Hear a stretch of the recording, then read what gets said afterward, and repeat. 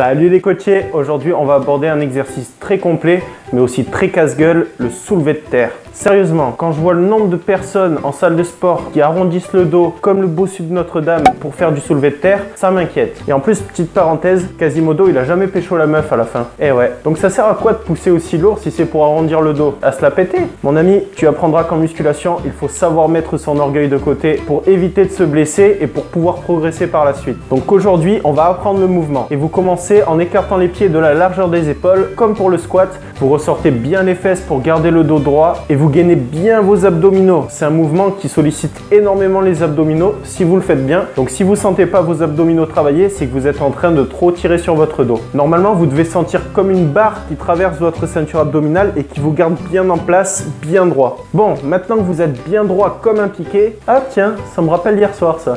C'est vous qui allez choisir comment vous allez fléchir les jambes. Plus vous allez les fléchir et plus vous allez travailler les fessiers, les membres inférieurs et moins vous allez les fléchir et plus vous allez vous accentuer sur le travail des lombaires. Personnellement, je considère que c'est un mouvement pour le bas du dos. Donc à chaque fois que je le fais, j'essaye de focaliser le mouvement sur les lombaires. Pour prendre la barre, je vous conseille fortement de la prendre avec les mains en pronation. Vous pouvez faire en prise inversée, mais je vous le recommande pas quand même parce que c'est un exercice assez casse-gueule pour les tendons et pour les biceps. Donc faites attention. Pendant la phase où vous descendez avec la barre, vous inspirez, vous gonflez le ventre au maximum. Ensuite, quand vous êtes en position basse, vous expirez. Quand vous sentez que vous êtes bien gainé, vous vous relevez. C'est d'abord les jambes qui se relèvent, puis le dos. Vous ne faites pas un mouvement que avec le dos parce que sinon vous allez vous ruiner les lombaires. Donc on commence par se relever avec les jambes et on enchaîne avec le dos en fin de mouvement. Faites attention à la charge que vous allez mettre parce que plus vous allez mettre lourd et plus ça va être difficile de garder le dos bien droit. Ce que vous pouvez faire, c'est faire le mouvement devant un miroir ou alors vous filmez, comme ça vous verrez si vous arrondissez ou pas le bas du dos et vous allez vous rendre compte que la plupart du temps vous arrondissez votre bas du dos et ça même si vous vous en apercevez pas. Vous pouvez faire ce mouvement avec une barre, avec des haltères ou avec des bouteilles d'eau,